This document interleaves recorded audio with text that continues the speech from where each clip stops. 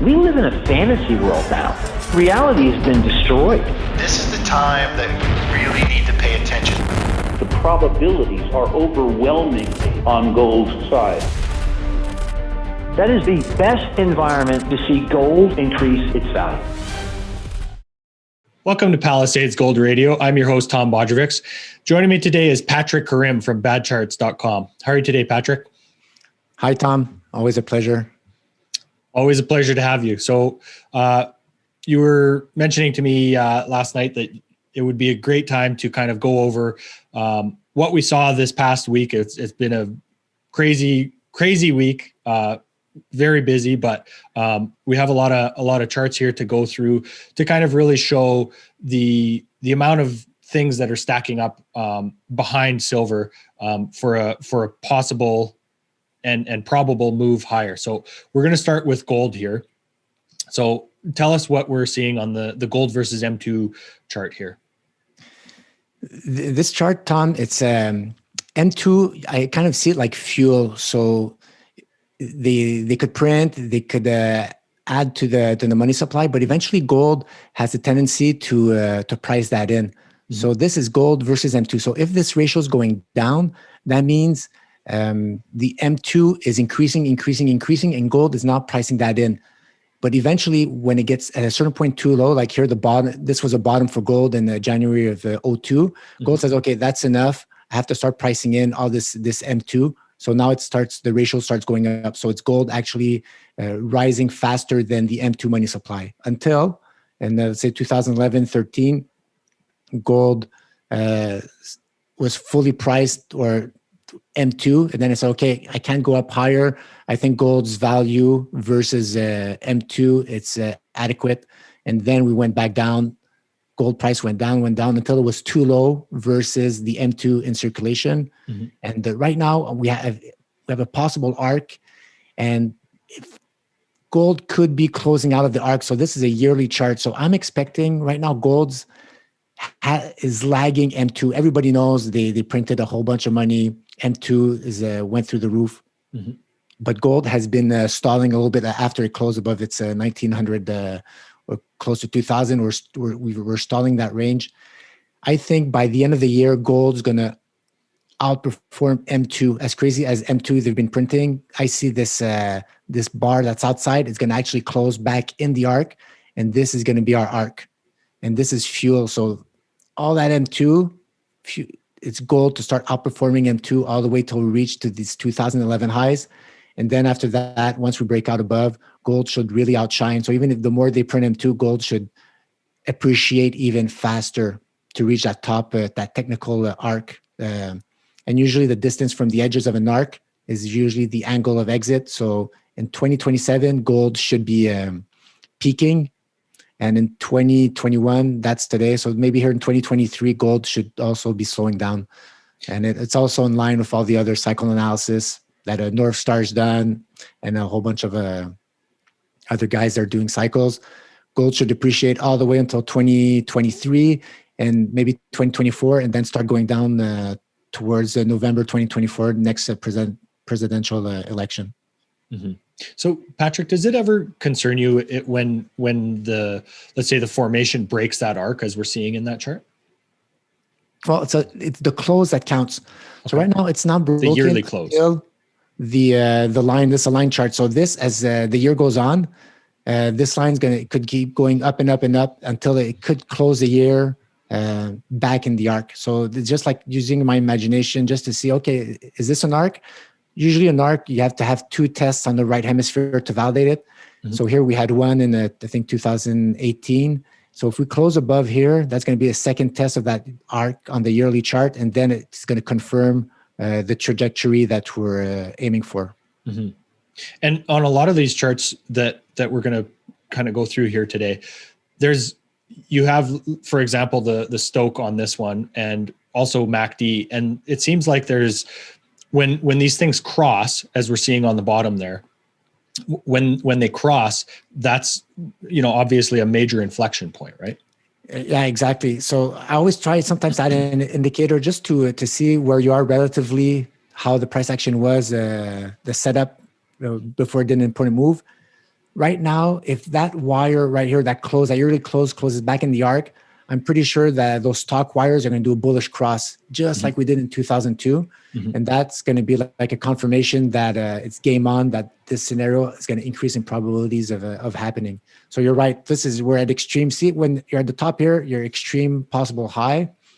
And then the cross, the bearish cross up there. Yeah, you could have a chance of the bearish cross that brought us down, and now we have a chance of having a bullish cross, which should try to bring us in the bullish territory up here. All right, let's move on to the next one there.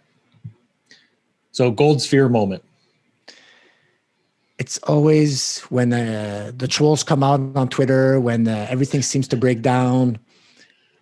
I take a step back, just put a monthly candle chart with a 1 year moving average, and you just look in the past. Gold has had a few times where it had a close below that 1 year moving average, but it's what happens the month after that really tells you if that was like a false scare.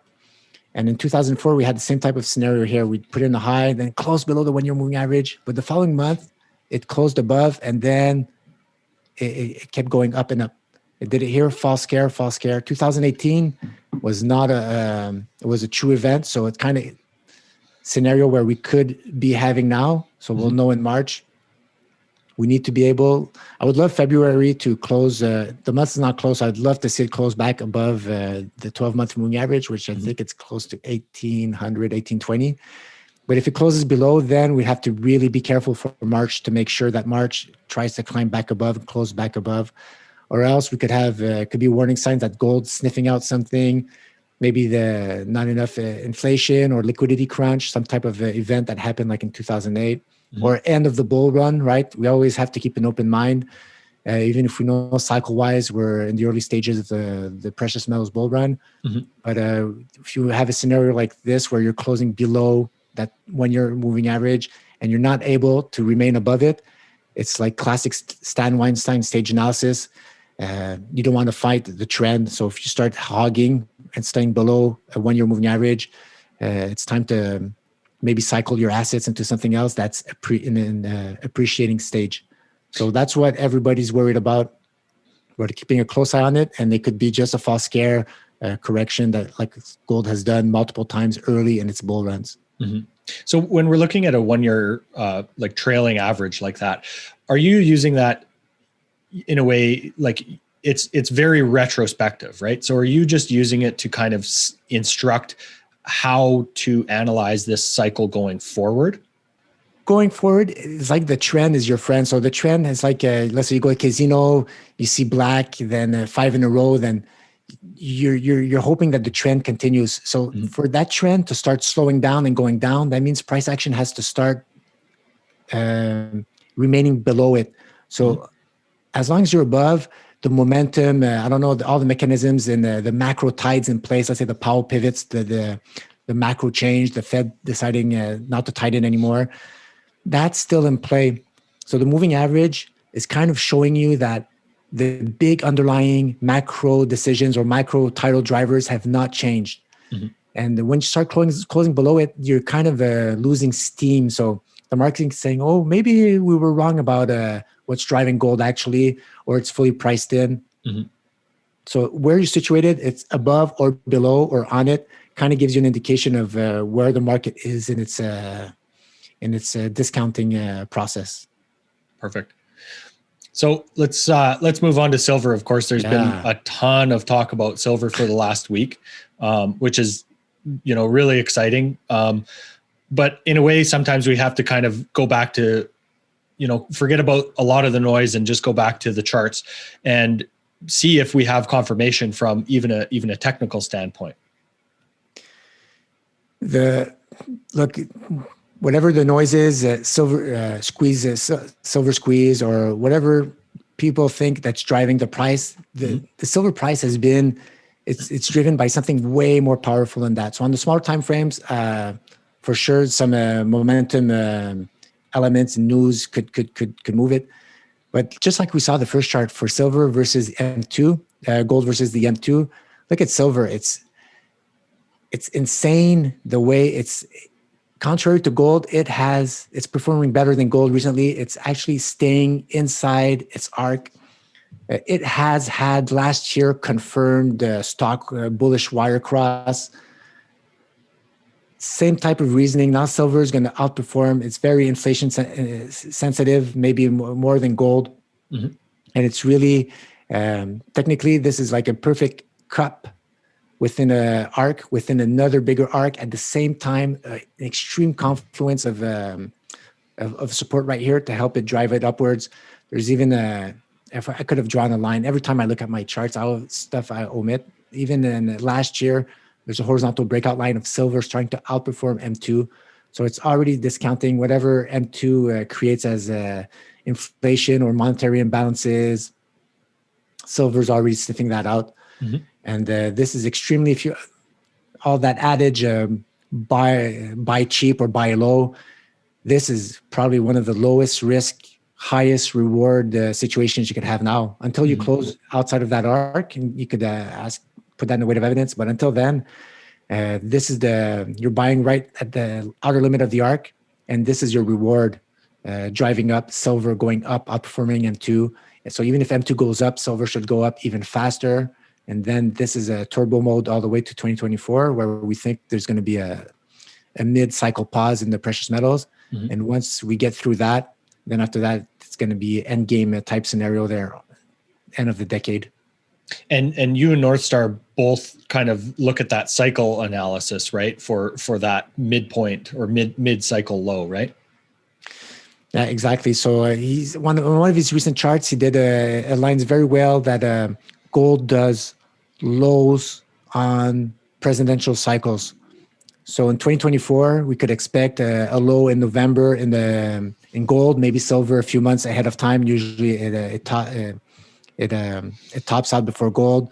But after that, maybe a liquidity crash, a market crash around that area. Mm-hmm. And then the insanity of whatever money printing they're going to do, or whatever is going to happen after that to uplift the U.S. equity markets, is going to just put gold and silver in a turbo mode, just like it did maybe post GFC 2008 there, mm-hmm. when it just went up. So Patrick, as you're talking about the liquidity crash there, what we saw this past March 2020, if silver steps out, for example, out of this arc, does that worry you at all? Like, what do you think the risk of having another liquidity crunch is? And do you think that it's more like the timeline that you're looking at and the respect for the, let's say, monthly close average is? Well, if ever there's a liquidity crunch, it could be it depends how fast they are to react. But you'll see here, this is a 2008 one.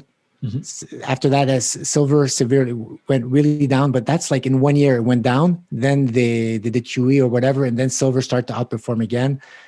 A lot of people, they say what happened in March was kind of like in 2008, but it went way faster. So the Fed reacted even faster, and it was a wick. So during the year, a lot of people said, the ARC's broken and silver can't even outperform anymore, M2 money supply. Mm-hmm. But it closed the year back in.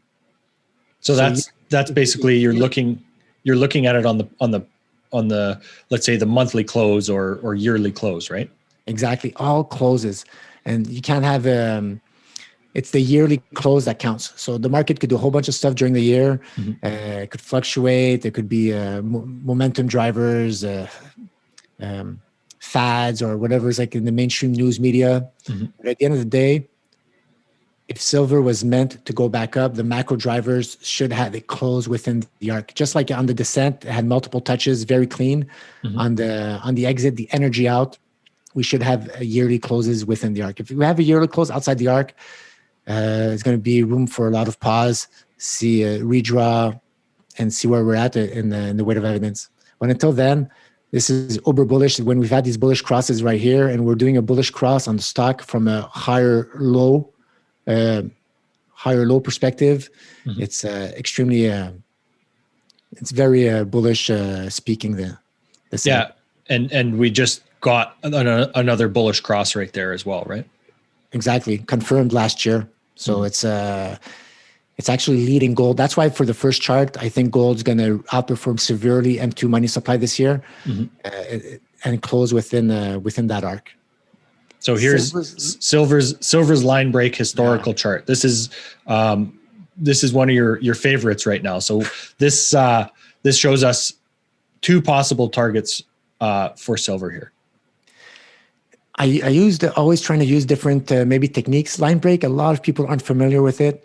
It's kind of like a point and F chart, point and figure chart, where we only get new lines, so new candles that are called lines. We only get a new one when there's enough, when the close in an uptrend, when the close of that month or that line is above the previous close, then you get a new candle. If you move sideways or you don't go below three candles, then you won't get a red candle going down. So on average, it condenses a lot of the time. So it removes and anything time related, noise related. So if the market needs more time to digest certain news, this gives you a clearer picture of where your support levels are, what just the pure price action is telling you. And right now we have a pretty much the same setup. Here was the huge paradigm shift when the silver refused to stop going lower back in 94, starting to transition. And when we had that bullish cross above the zero line, off it went. Then we had that measure move. Now we had another smaller paradigm shift, same type of contracting volume, diminishing weakness in the silver, starting to define the right hemisphere of the arc. Hidden MACD, hidden bullish divergence. When your indicator goes lower, then the price action refuses to go down lower. That means it's kind of like a springboard, and it creates a lot of momentum to explode upwards in the price action. And then they did the wire cross going upwards. So much details. This is for the target. So for my 233, it's I'm having fun. Also, I'm noticing that silver loves Fibonacci numbers. So 233 is a Fibonacci number, which would be the same, pretty much the same percentage move that silver did from its last takeoff single all the way to those 2011-12 highs. So if we add that from when we were having the signal here from the MECD bullish cross, that should bring us about to silver 233. And if we repeat when we had that same signal back in the 70s and 73, that's about a 1,600% move. Should bring us over exaggerated here a little bit, 1,800. That should bring me to in 350, 370s, 377 silver target. And what type? Sorry, Patrick. What type of let's say timeline could that take? Well, that's the thing with line break. Line breaks, it removes time. So you don't know. You have to use the other technical analysis tools with the pure price action with the time, because this, like I said, it only adds a new candle if you do a new close, a new high. So if silver goes sideways for a few months, I won't even get a new line. So this is just the price action structure is set up to support silver going up to 233 or 377. That's the takeaway you should take away from this chart, and that those bullish targets are activated because of the MACD confirming that the fuel to consume to go to those levels. But there's no time. There's no on this chart you can't deduce how much time it's going to take to get to those targets. Perfect. Another let's say abstract way, but another interesting confirmation that we're headed a lot higher here. Yes. So silver junior miners versus silver. This is a cool chart because you have the volume on the side as not many people put that up, and it's an interesting counterpoint, like data point. Yeah, it's the volume profiling. It's super useful because if you're not used to seeing, like, let's say a basing pattern in the charts with all those candles, then when you look at the volume, this is the quantity, the volume for that price action. So all in between, let's say 1575 and 1450, you could see that there's a mountain of volume. So a lot of weak hands or profit takers, exchange hand hairs, new people who think that there's going to be an uptrend, they're positioning themselves in this consolidation. So when everybody's exchanger hands, weak hands are out, new long hands are in. When there's no more sellers, then you start sliding above this, and like in the thin zone, where I call that a volume defined vacuum, you just start sliding up. There's not much resistance along the way. So silver is pretty much at the end of the arc. You see those wicks? These are weekly candles. So if you would have looked on the daily chart, you could say, the arc's broken, it's going down. But it's always closed. Now it's closing above its 30-week moving average. It's completed the arc. So it's actually now trying to close above. We had this insane gap up, but it closed back in the arc. But it's still valid. And I think in the following weeks, it's going to really continue outside the arc above an inclining 30-week moving average. So remember, that's like macro tied to support silver junior miners is still in place. You haven't closed below that 30-week moving average. But what's super telling, this is like a Stan Weinstein tool. The bottom pane is the Mansfield Relative Strength Indicator. And he always liked to compare whatever instrument you had against its peers or its sector. And if you're outperforming your sector or somebody that you should be outperforming, then that's super bullish. And it's even more bullish if you cross above the zero line. So right now, the silver junior miners, I'm comparing them to silver metal itself. In the bull market, you want the juniors to outperform silver. And slowly, it's been gaining steam. So it's been less and less in negative territory versus the metal itself. And when it crosses over the zero line, we should have a big upthrust. So we've seen it before in 2016, or even when silver exploded off those March lows. You see how it exploded versus the metal. And now we're coiled higher lows on that indicator. It's just telling you that in the next few weeks that silver junior miners should really start outperforming silver. So that's super constructive there's no it's not giving you a clue that I have to get rid of my miners, they're toxic, silver's going down. It's the opposite. You're outperforming the metal slowly. And once you close above, everybody that would have had positioned themselves correctly during this consolidation, they're going to be well off. Perfect. Yeah, and it's just another confirming factor for the move higher for silver, right? I agree. If the arc would break down, we get a close below that arc. You have to take a pause and really think things through. But as you see, we're going through these charts.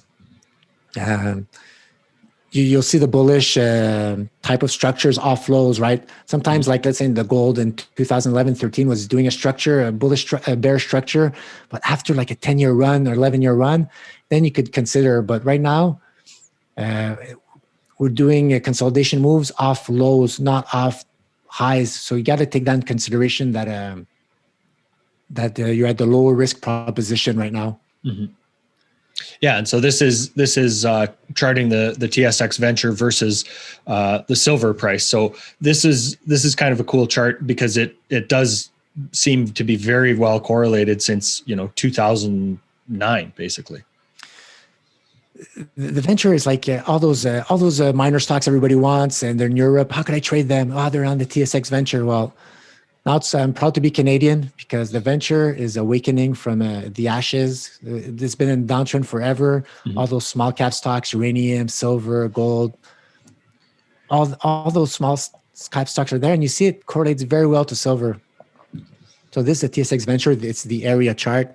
Huge volume defined base, and this is super bullish. You'll see it in all my charts over and over. Once you do a monthly close above a volume defined base, above even a horizontal price action neckline here, 869, you closed above previous month, and it doesn't get more bullish than that. And then you could get a retest, but it confirms that even the whole sector as a whole is healthy. It's right now coming off a huge base.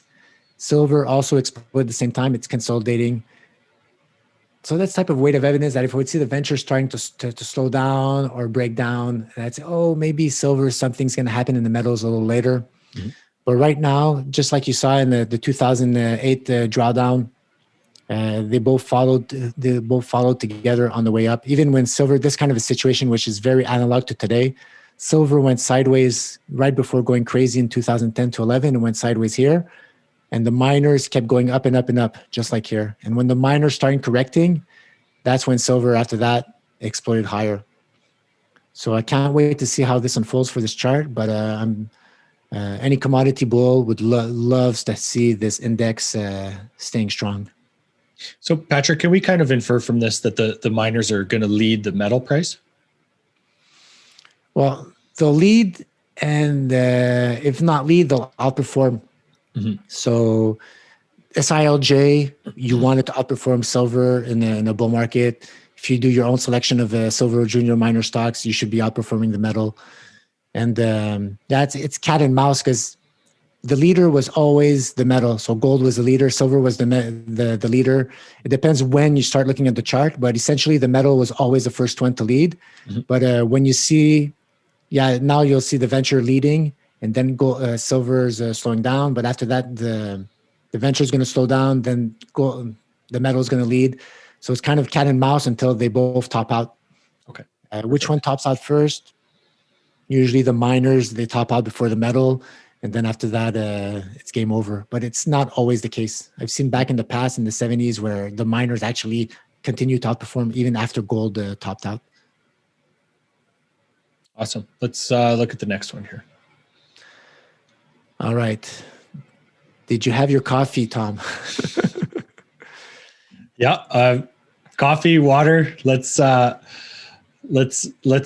hit me with it, Patrick. Well, all you have to do is look at the rocket ships and you're good. Look, this, I always take a step back, because there's always the narratives.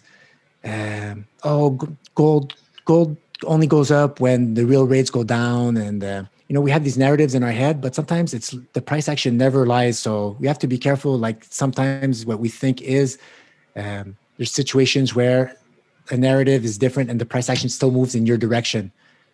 And I look at the Fed fund rates minus inflation. So this gives me essentially the overnight real rates. And gold, this is the silver chart. And this in the 70s. I did the point and figure just to remove time noise. So this is the real rates going from below zero. So everybody says, negative rates, it's going down. But actually, when the real rates started going up, they went positive. That means the Fed fund rates were higher than the actual inflation rate, or the stated inflation rate.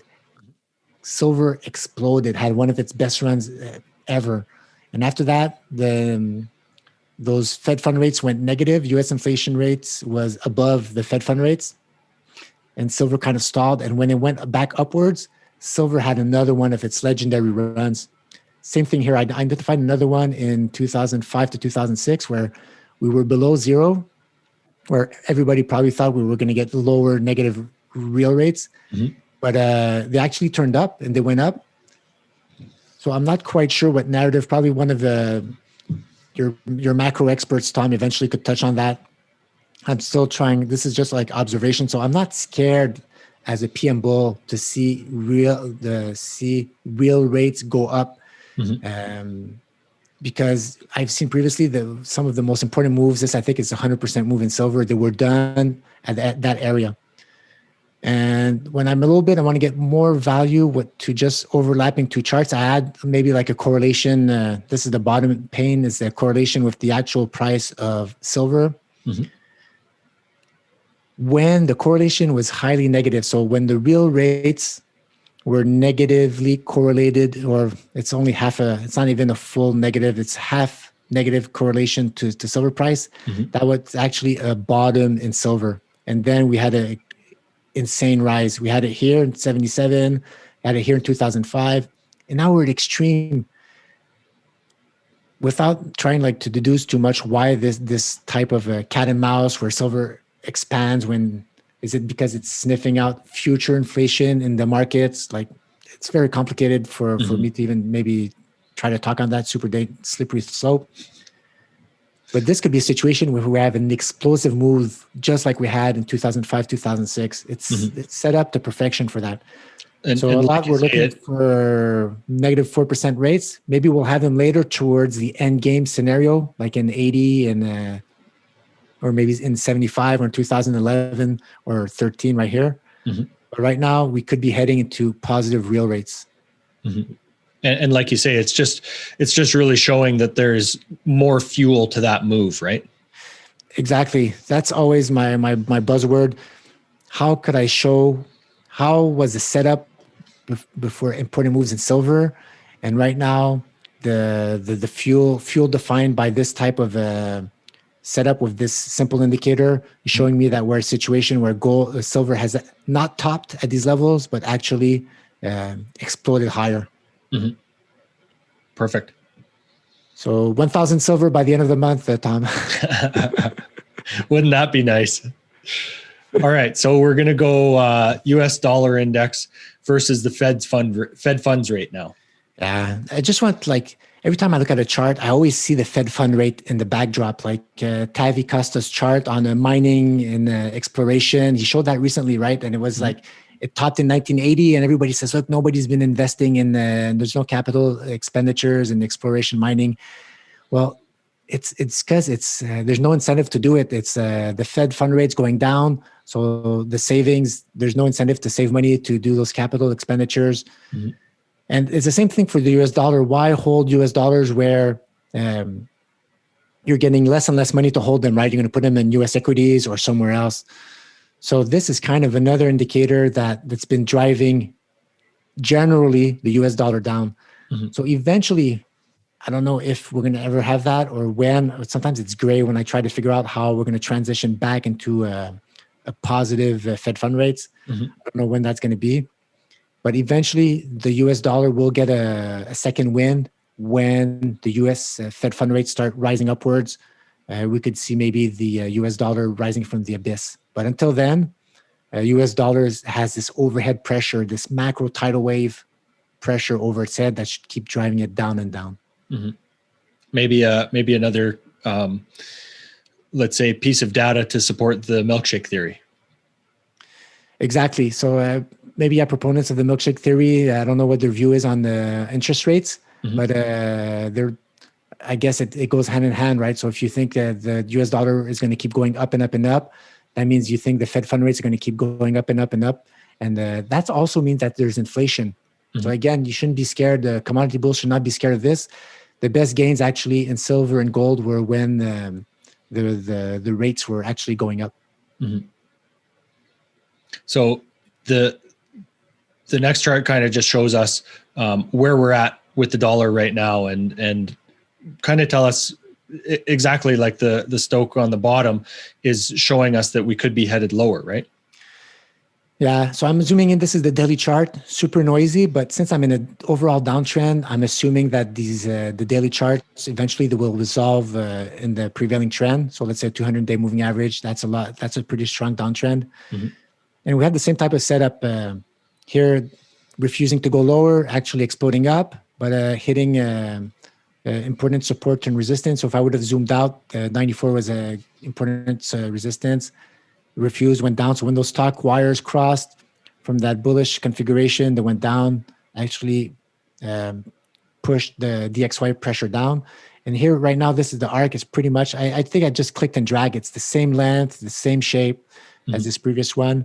Very close to the 50-day moving average. So the fractal is pretty close. And it kind of did the same move, exploded, hit a wall. So previous support and resistance. So the support was this. When it broke down, that became resistance. And it's doing a stock wire cross.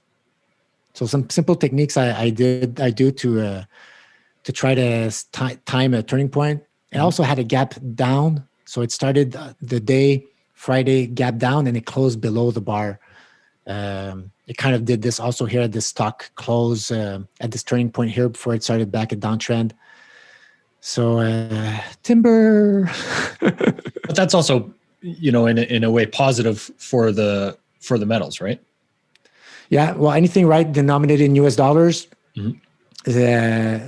Just for the market to discount the fact that you need more of those less valuable US dollars, it gives automatic boost to whatever's denominated it. So definitely US dollar going down is going to definitely help keep silver and gold afloat. Perfect. What's up next? Sugar and inflation. This is a very interesting chart, Patrick. You and I have talked about sugar before on the show. It's fascinating. Like I overlaid the US inflation rate monthly chart with this sugar. It's practically the same. So the U.S. inflation rate, it's released, let's say the 12th of the month for the previous month data. So it's kind of slow. So if you're always waiting for U.S. inflation rate numbers to come out, just look at sugar. It's not perfect, but it kind of tells you, I'm pretty sure that the U.S. inflation rate is going to be a lot higher next month, just because the way I see sugar. So I think it's the 12th, of February, we're going to get the release.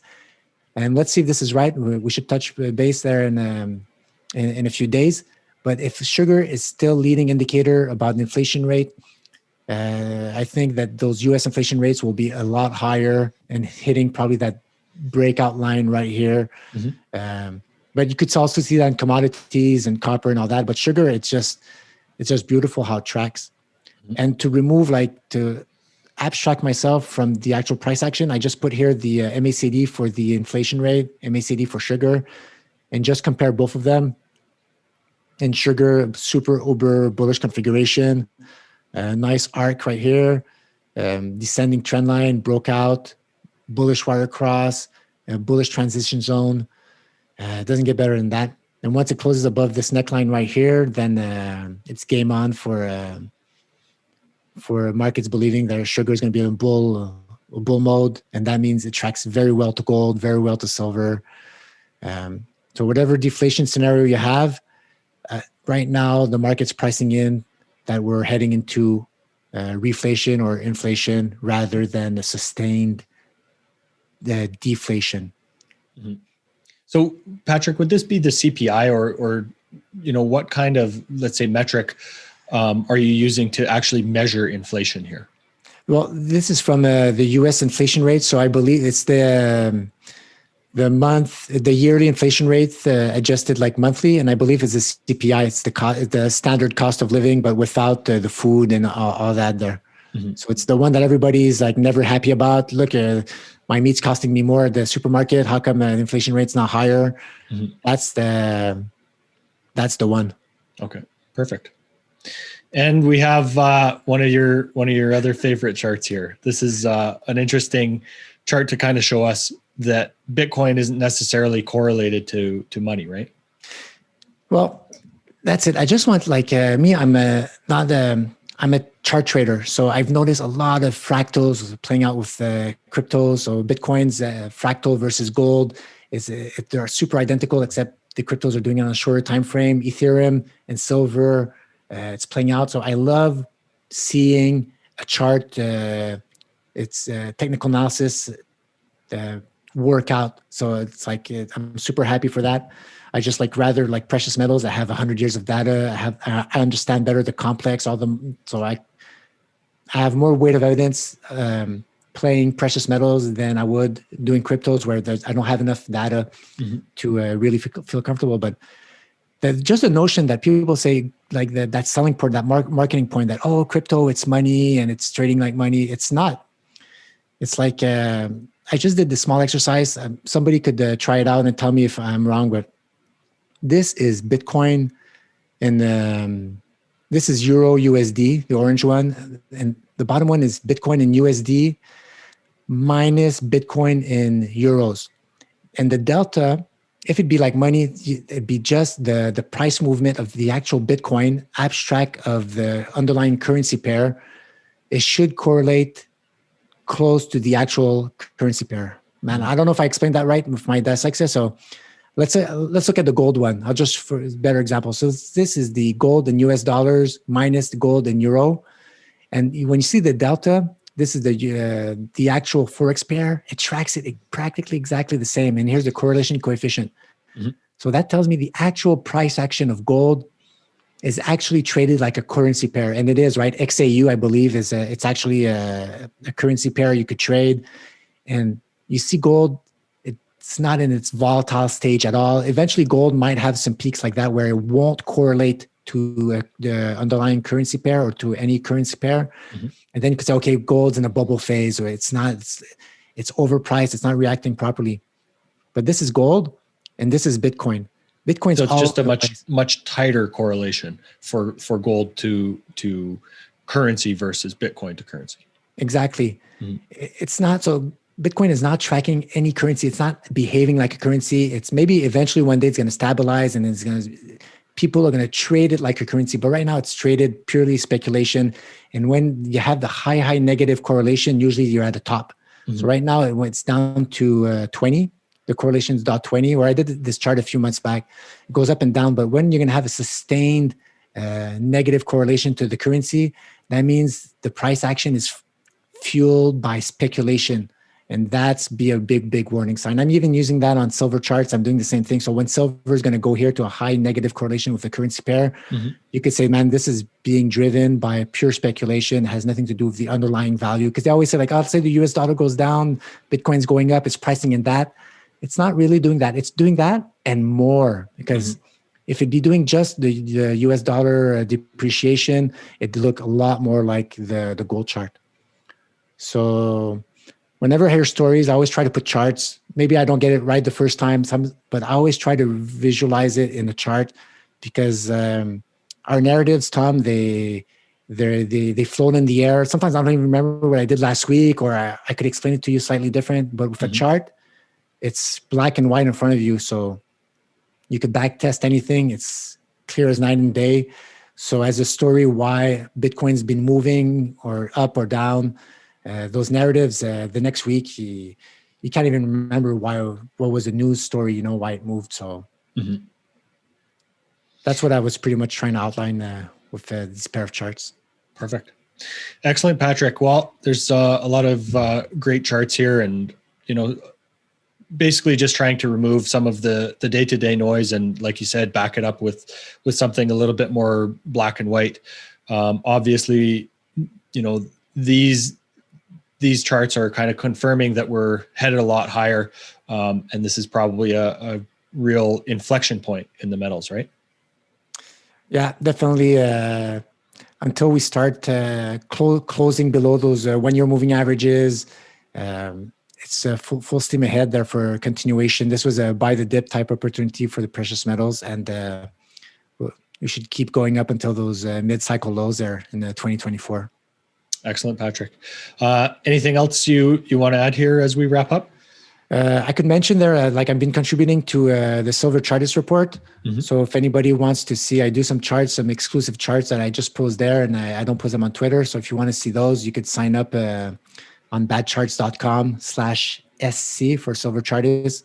And all you have to do is put in an email and you'll get the free report there with some of my charts there. I don't post anywhere else. Perfect. And share with us where we can find more of your charts too. Bad Charts One, Tom. It's on Twitter. It's I'm pretty active there, so that's where you could come and find me. Excellent, Patrick. Thanks very much for your time today. Thank you, Tom. Take care. This podcast is for general informational purposes only. Nothing on this podcast should be taken as investment advice. Guests on this show are not compensated for their appearance. Listeners are urged to educate themselves and make their own decisions. Do not base any investment decisions on the information contained. To view our full disclaimer, please visit our website.